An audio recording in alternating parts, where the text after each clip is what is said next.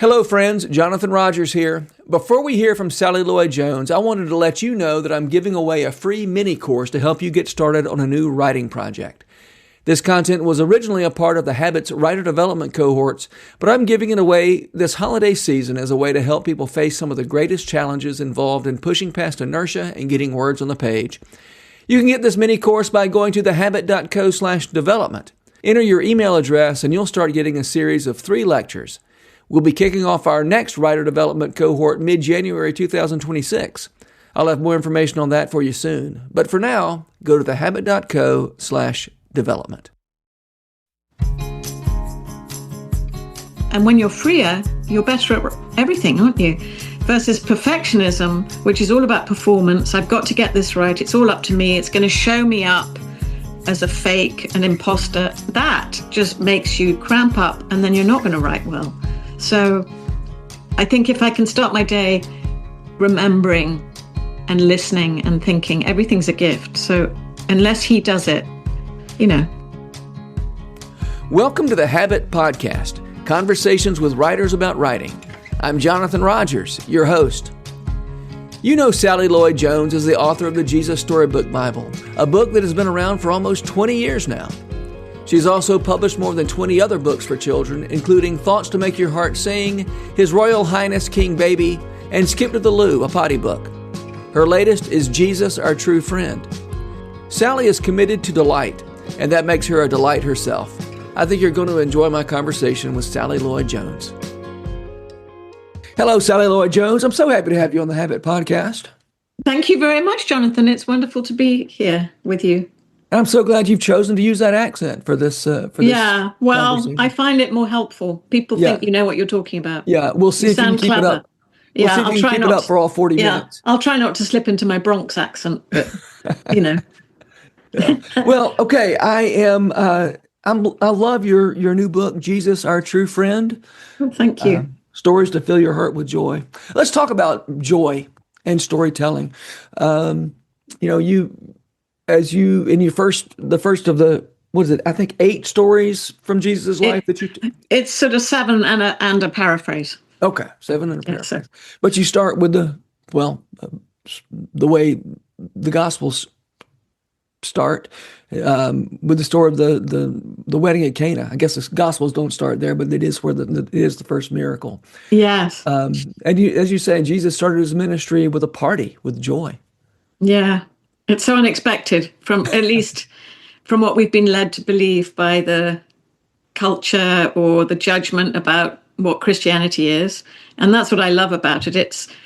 I remember Tim Keller preaching about this, the first thing you do when you launch anything is going to be really important what you say. Yeah.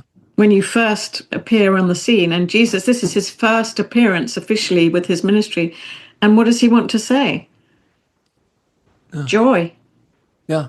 And that's just so beautiful because that's not what we as human beings, we tend to be so not that way. We're about, punishment and rules and you've got to do this and God must be really angry. So God's coming to earth. He's going to come with rules and speeches. And here we have completely the opposite. We have someone at a party bringing joy.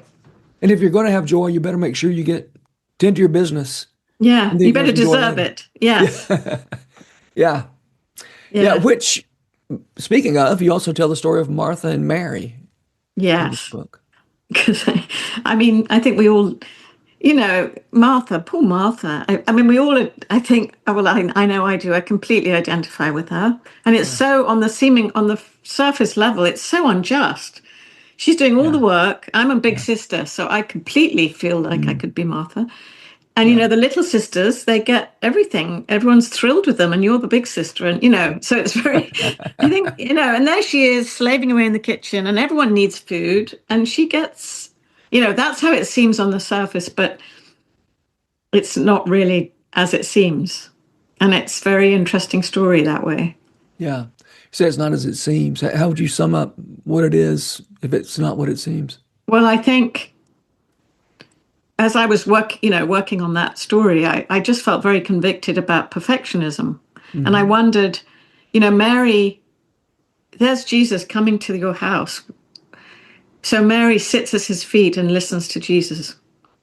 Martha's in the kitchen, and I thought, well, who's she listening to? She's listening to, I suspect, because of the way she reacts, she's listening to the voice of tyranny, of perfectionism, and you've got to do this and work hard. And she means well, but it's everything she's doing is taking her away from listening to Jesus. So it was very convicting to me. I just thought, oh, okay, so you can be doing all the right things, but if you're not sitting, present to Jesus, then what you're doing is not really going to help anyone.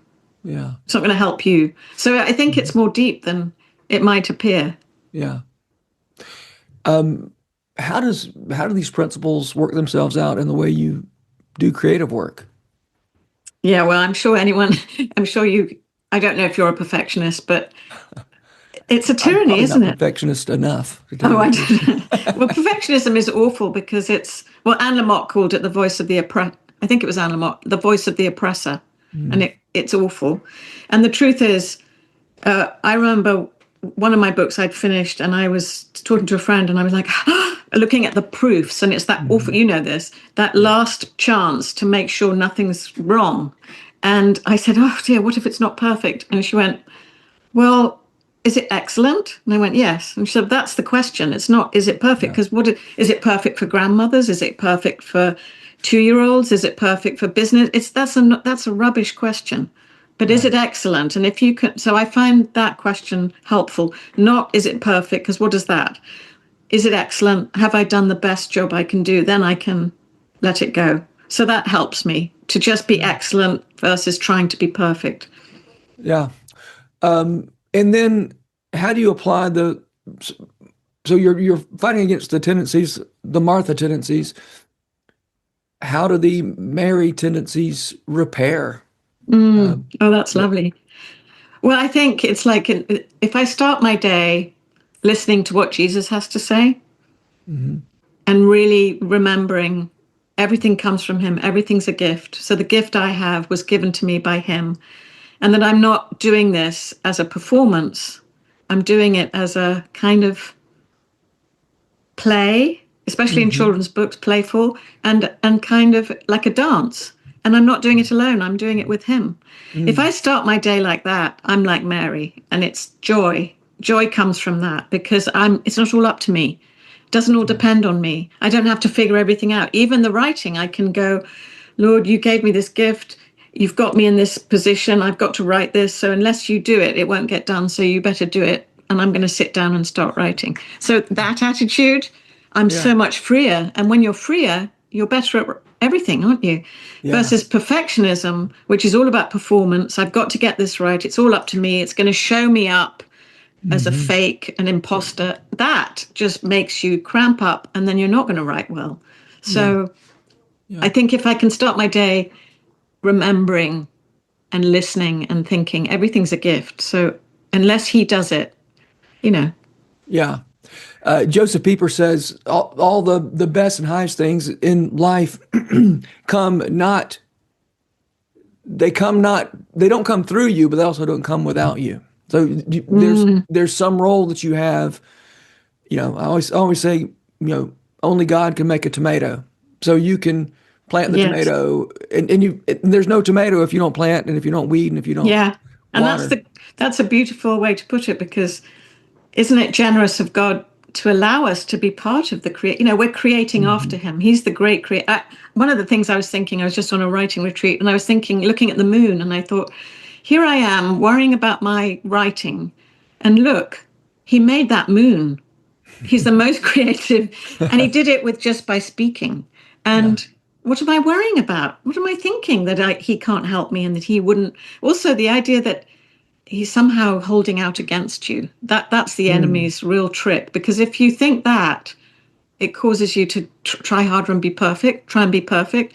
But if you think, like a friend of mine just said, that God is madly in love with you and he can't wait to bless you and be with you. And if you think like that, then you're like a child playing with security. So, yes, it's lovely. It's so generous of God that he allows us to be part of this joy of creating that he loves. And whether you're a writer or you're people say, "Oh, I'm not creative," and that's a false view of what creativity is, because we're all creative because we're all made in His image, and it may not be writing words on a page, but it might be all kinds of things. Yeah. How you live your life is you can be creative. Yeah. Yeah. Yeah. I like to say creativity is just telling a truer story than the world is telling, in whatever way that you That's a have to tell lovely it. way. I love that. Yeah. Even making a meal. McDonald's is telling a story about what food is for, and That's there's a better story beautiful. to tell than that. Yeah. And if we're telling the better story, we're going to be more joyful. So we're going to be nicer to be around, aren't we? Yeah. Than if we're doing a meal in a rage because our sister's sitting listening to, Yeah. that's not so Yeah. good, is it? Yeah. How did you settle on the stories? There were lots of stories you could have told in this little book.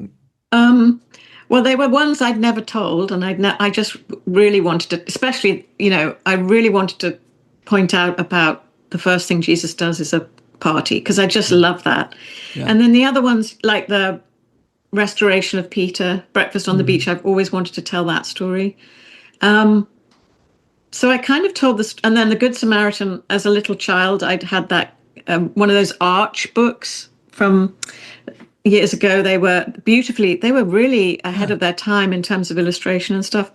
That was a story I loved as a child. So it was a Uh-huh. whole big mix. And I just, the other part, which you'll know, is you write the thing that moves you. Yeah. So Frost said, didn't he? No tears in the writer, no tears in the reader. So I wanted to tell stories that moved me, because I know there's a mystery in that somehow if it moves me, it will move the reader.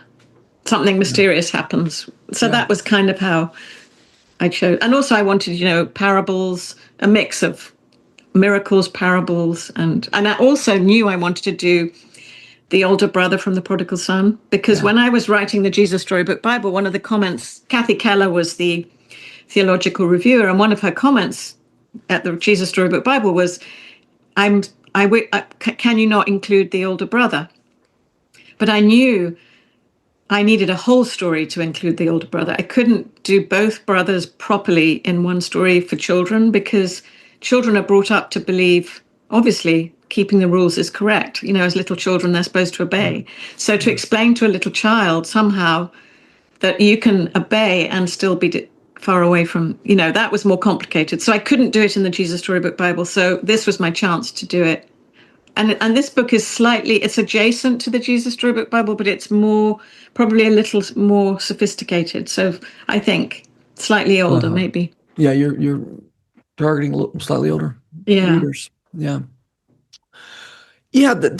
So you've hit on what I think of as one of the challenges of people who tell stories for children, and that is it's it's quite easy. Well, I shouldn't say quite. It's comparatively easy to write stories that are properly moral, that have a lesson, where the good are rewarded and the bad are punished, and those kind of stories can be quite satisfying. Yes. Oh, yeah. Before we started recording, I was telling about a show I recently watched I loved it, Mm, but the poetic justice was almost mathematical in its precision, yeah. Yeah. and that ultimately was a little bit unsatisfying to me. Even though there is something satisfying about poetic Yeah. justice, about the Yeah. the good character getting their reward and the bad character getting the right kind of punishment that's perfectly calibrated to what they had Yeah. done wrong. And yet you seem to have you seem to have devoted your career to telling stories that aren't moral in that way. No, I think, well, what I think about is Les Mis. Hmm. We can have a story that satisfies our, oh yeah, the bad guy's got that, but it doesn't move us to the level that in Les Mis, when he makes out that the Jean Valjean was he the one who stole the candlesticks? And I can't remember. the man, when the police come and they say we found him, we've caught him, he stole your candlesticks, or he stole your silver and everything, and the owner goes, no, I gave it to him. In fact, you forgot these candlesticks. And that moment, it Yeah. ambushes your heart because it's not the way we are. Whereas the bad guys get the just, that's exactly who we are. So nothing surprising about it. And it Yeah. doesn't, what I love about a story is if it can ambush you. Yeah. You think you're going along and suddenly something cuts through and it gets your heart. That to me those are the best stories. So Yeah. is it the eucatastrophe? That Yeah. yeah, it's that turning. And Yeah. I think your job as a writer is to tell the truth.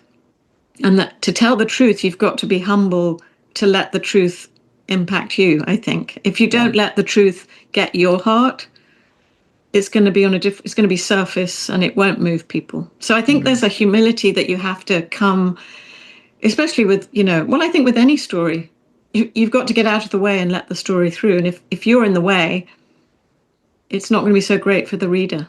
And in Yeah. children's books, in picture books, that's especially true. And it's obvious because if you, as the writer, won't let go of any of your words because you think you're so amazing, and all of us think this, we hate it when we get Yeah. revisions and we're like, how dare they? How Yeah. dare they adjust any of my words? That's Yeah. your first reaction. Then you can't, I find I calm down after about 2 weeks and can actually look at it. But if I never went to that other place, if I stayed in the outrage and I kept all my words, then what happens in a picture book is you then have too many words. So what does that mean? It means less room for the pictures. What does Mm. that mean? Less good of a book. And who's the one who suffers is the child. So you're kind of all about ego if it's all about your own words. So I love that about picture books, that it's sort of an ego check. You have Mm. to, as an editor of mine said, you have to break through the author barrier. And you have to put the child first, not your Mm. words. And it Yeah. has to be always not am I a good writer, but am I telling a good story? Yeah. And Yeah. so that's a really great, I love the form for that reason. Yeah. And as I heard someone say, you know, what's hard as a children's book writer is people tend to think it's very easy. But I heard this one expert of children's books say, well, it's very easy to write a bad picture book. So that's my answer to, Yeah. you know, you have to do the work, whether it's a picture book or whatever it is. Mm. Yeah. As I was reading through Jesus, Our True Friend, I was I was trying to figure out how you chose the stories you chose, and for a minute there I thought, well, she's just going for the really surprising stories from Jesus' life. But then I realized every single story from Jesus' life is Yes, surprising. It's not what you're expecting. it's so true. And I guess our job is to help that be refreshing. Like Yeah. we think we know these stories, and somehow if you can break through Mm. what we think we know, Yeah. that's the Yeah. other challenge, isn't it? Well, reality is just surprising. It always is. And Mm-hmm. one of the clues that a story is, well, I guess that a writer is not really caring that much about reality is that it's expected, because somehow we go through life thinking we know what to expect, and we almost never do, as it turns out, or at least not often. I guess we only know what to expect often enough to get complacent, and then we get Yeah. surprised. And I think, I don't know about you, but we're living, right now we're in such a scary, scaremongering world at the moment. It's Hmm. scary, and everything we're reading is kind of encouraging that. So the surprising thing is to actually expect to see the goodness of God in the land of the living. Hmm. That to me is the radical change of mind. Like if I don't do anything, my brain will just go towards all the negative, all the terrible. It'll make up stories in my head, and that's Yeah. your greatest strength is your greatest weakness. And, as writers, Yeah. imagination is a great strength, but it's also a terrible weakness if it's not submitted, because then you're making up all these dreadful scenarios and you're doing what Mark Twain said is he's lived through so many tragedies, most of them never happened. It's so Yeah. true. Yeah. It's so good. Um, let's see. I do. I feel like you've got more to say about joy than I've gotten out of you. So I want to. Um, can can you say more about what joy has to do with your choice to be a writer and a writer for children? Oh, I think, as a little child, I was born in Africa. So the first 4 years of my life were in East Africa. And then we went to England, and in my little girl mind, this is what it was: freedom in Africa, Technicolor, running barefoot, joy, adventure. We go back to England, and it's a very narrow house, literally a narrow house we live in. And I go to a Sunday school that's very strict. And in my mind it's like black and white world, very strict. But you know what? I praise God for that Sunday school, because I think it's in there that the seeds of children must never feel that way. I knew Jesus was my best friend, but I went to this Sunday school, and who knows what they were actually teaching, but what I heard was God is angry and you're not doing it right. I already had that message at school, so I didn't need it at Sunday school. So everything in my life was telling me, you're not doing it right. And so in my little girl mind, I was like, well, then God must not love me because I'm not doing it right. So even though I knew Jesus was my best friend, I wasn't so sure about God. I thought he was angry and out to get me. And to realize that's absolutely a complete lie, that the God the Father and Jesus, nothing about Jesus is not also true of the Father. The joy of grace coming out of that awful sort of narrow place, I think that was a seed of passion in me, that children should know that God loves them. First of all, before anything else, they have to know they're loved. And it has nothing to do with school and rules and everything like that their lives are filled with. So in a way, I'm writing for that little girl that was full of adventure and joy, but was kind of squished in a Sunday school. Yeah. How much do you remember about your first 4 years in Africa? I remember strange things like we had a dog called Figaro, who was an Alsatian. We didn't call them German Shepherds because, of the war. Anyway, apparently that's why they're called Alsatians in England. I never knew that Alsatians were German Shepherds. Yeah. So we had an Alsatian, and I loved him, and I used to ride him. So I was 4. The other thing I remember, because I was close to the ground, was the wide-bladed grass, which I've come across in Florida in America, but you don't get that so much in England. And it was very... And then also the jacaranda trees. So I was very much nature and animals. And then we lived in West Africa, and I remember that too. And also, I think the other influence is the sound of the language. I mean, it's so beautiful, Swahili. And we'd go to these markets, and they would sing everything. Everything would be sung. So I think all of these things, and then being sent from Africa to a boarding school, all these things you look back and you thank God for, but at the time you think, no, that's the reason for all my problems, is like this, that, and the other. But then, praise God, you get older and you go, oh, wait a minute, that was God's gift. I went to this boarding school that was completely magical and was like recapturing that adventure that I had in Africa in the New Forest in Hampshire. So all these things went into, it's probably all going into feeding into that spring of joy that I wanted. And the first book I ever remember reading, and I was a child I wasn't learning the way they taught. So everything I could do, no one was celebrating. So it was all maths and terrible, I was so bad at that, and spelling, I was dreadful at spelling, but I could write stories, but that wasn't celebrated. Except when I went to this boarding school, that was celebrated. And suddenly I have a teacher who tells me I can write.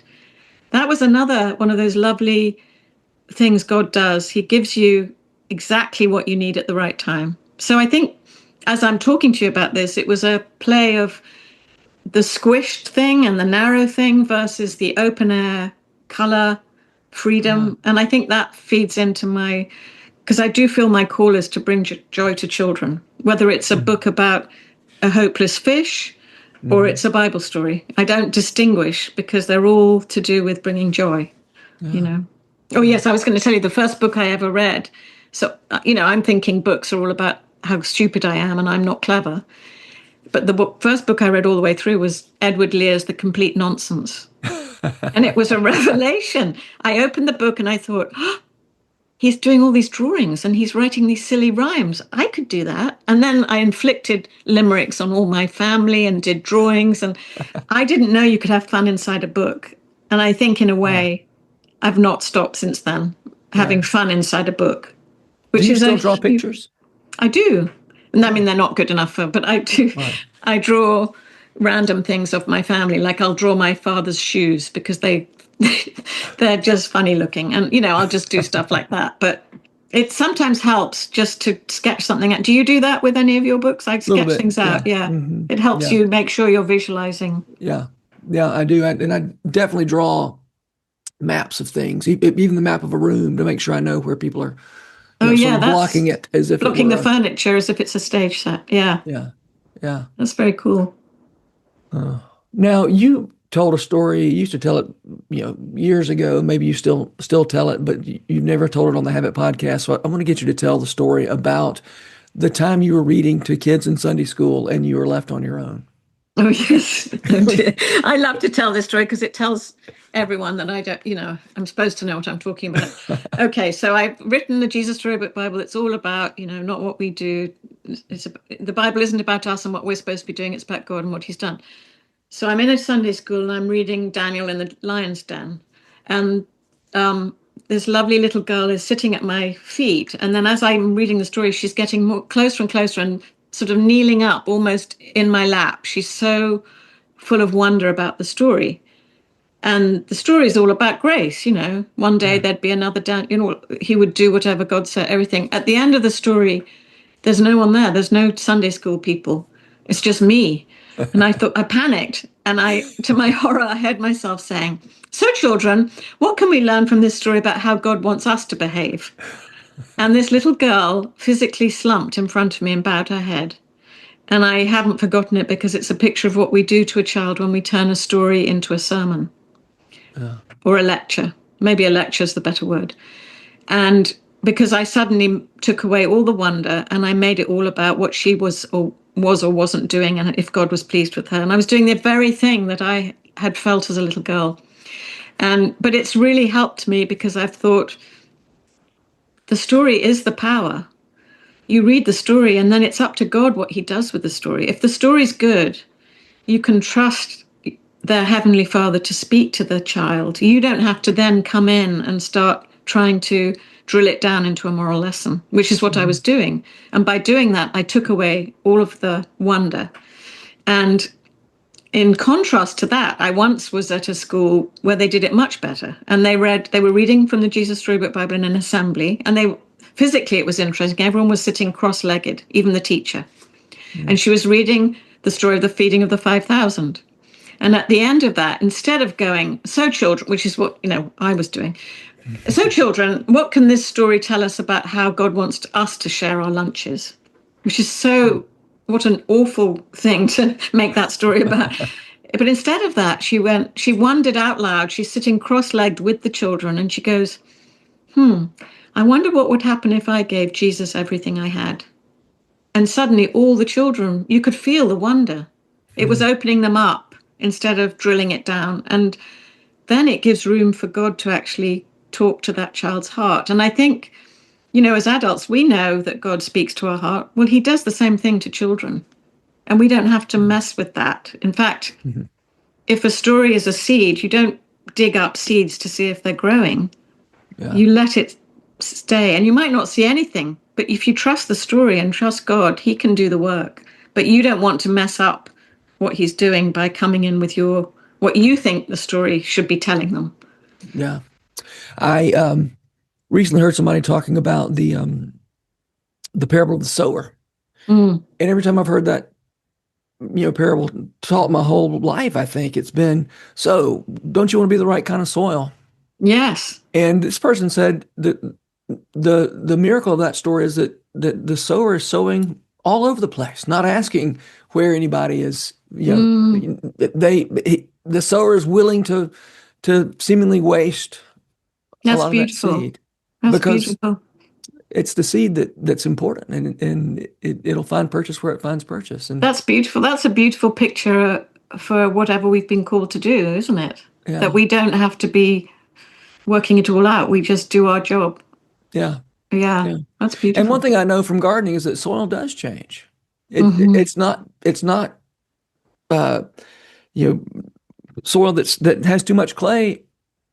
It can change, and it does as That's beautiful. things grow and they drop leaves, and the soil does change. So That's wonderful. good for See, the that's one soil. of those unexpected, beautiful things about God, isn't it? That He's willing to cast the seed everywhere. He's Yeah, not, and He's after the one. And we would be like, no, that wouldn't make sense just to go for one. We need to, we're yeah, very not like, and I love that. That's what is so moving about our Heavenly Father is He's so unexpected. yeah, yeah. Well, Sally, I so love what you've been doing for so many families for so long. It's been about 20 years since the Jesus Storybook Bible came Yeah, out, hasn't it it? was 2007. Okay, Yeah, it'll so we're coming be, up on it. yeah, which is unbelievable. I can't, Amazing. yeah, I'm very grateful. Yeah, I'm grateful to be, part of what God's doing. I think that's the key, isn't it? Yeah. It's what you said at the beginning. We can't make a tomato, um, but we can be available to be part Mhm. of this great work He's doing. And I love that we're all deployed we're all doing what we're supposed to be doing in different areas, and we don't have to be good at Yeah. everything, thank Yeah. goodness. Yeah, Because that's when you're right. a child, I think you think you're supposed to be good at everything. You Yeah. know, you're supposed to be really good at maths. Yeah. Or if you're not, then you're stupid. That's such a lie. Yeah. By the way, your illustrator, how do you is J- his name pronounced Yago? Jago. Oh, it's Jago. Yeah, Okay. he's wonderful. Yeah, Yeah. what a gift. Yeah, I know. I was so happy to see his pictures again in this Yeah. one. And what's interesting is that, that's nearly 20 years ago. His style, like my writing, it's not the same. Mm. You can see it's him, but it's It's different. recognizable. Yeah. Yeah, but I love that we don't stay the same, like the soil, That's you right. know, Yeah. and it's an adventure, isn't it? Yeah. Sally, my typical last question is, who are the writers who make you want to write? Wow, that's good. Well, Edward Lear, Oh yeah. Lewis Carroll, they're all children's books. Yeah. A. A. Milne, C.S. Yeah. Lewis, Yeah. James Marshall, the guy who did the Francis books. I've forgotten. Yeah, Margaret Wise Brown. Yeah. Yeah. Yeah. Yeah, I think any of Totally. these, they're all kind of not. They're all children's books, really. But then Hmm. also people like Henry Nouwen, Brennan Manning, Yeah. and Frederick Buechner. A lot. Yeah. Frederick Buechner. He has that gift, I find, of I'll be reading something and it'll ambush me. He'll just use a Mm. word that just completely undoes you. And yeah, anything like that. Yeah. Can you talk to me about Edward Lear and Lewis Carroll? You led with those two, and I have mixed feelings about them. I want to hear you. Well, Edward Mm. Lear, I like Edward Lear, but the kind of I feel a little unmoored by Lewis Carroll and Yes, Alice in Wonderland. I think both of those, perhaps what I loved was the nonsense of it and Yeah, the invention and the imagination and the not following, quote, the rules. That's yeah, probably what I responded to as a child. And I love the nonsense in in Edward Lear, obviously. And I love Lewis Carroll for the, ridiculous yeah, Alice in Wonderland, really. yeah, But, it's not that I'm reading those all the time. I mean, the other yeah. Right. people I love would be Dickens and Jane Hmm. Austen. Those, they make me want to write because they just. Oh, and the other one is I really went through a phase where I read Middlemarch, then I listened to the audio of Middlemarch, and then I read and listened at the same time. 3 times. And I Really. read it slowly. And that blew me away. Hmm. I think it was Swallow Prior. What's her first Yeah, name? Karen Swallow Prior. Karen. Yeah, she talks about the slow reading, Yeah, and that really comes against, for me, the perfectionism of racing through a book. So that I can say I've read it. yeah, And with Middlemarch, I really didn't do that, and Mm. I loved it. So like it's Yeah. sort of luxuriating in the language. Yeah, I haven't. It was the '80s last time I read that book, and I wasn't ready. I wasn't old enough for it, Yeah, really. And I need to revisit. I've been hearing people mention that more and more often yeah. lately. And you know what? my mother studied, she's a very excellent sort of critical literary criticism. And she says it depends on your age how you feel about the book. And that's why, and she says, Jane Austen is like the corner of the tablecloth, and George Eliot is the entire dining room. And, the thing about George Eliot is she was so well read and so brilliant that I've read that critics can't really critique her because they don't know as much as she knew. Interesting. So she's kind of amazing. But what I love about her is her kindness. And it, again, unexpected how she writes about people. And the most, it's like Jane Austen's, the characters are so funny, some of them. Okay. Well, I'm going to have to come back to Middlemarch then on your recommendation. I think you'll enjoy it. I might read it fast, so no, I'm kidding. I'll read it slow. All right. Thank you, Sally Lloyd-Jones. Thank you so much. Thank you, Jonathan. It's wonderful what you do, and thanks for having me. It's lovely to be with you. Yeah. The Habit Podcast is brought to you by The Rabbit Room, where art nourishes community and community nourishes art. You can support their work, including this podcast, by becoming a member. Visit rabbitroom.com/membership. Special thanks as well to Taylor Leonard for letting us use her song Diamonds as the theme music for the Habit Podcast. You can learn more about Taylor and follow her work at taylorleonard.com. The Habit membership is a library of resources for writers by me, Jonathan Rogers. More importantly, The Habit is a hub of community where like-minded writers gather to discuss their work and give each other a little more courage. Find out more at thehabit.co.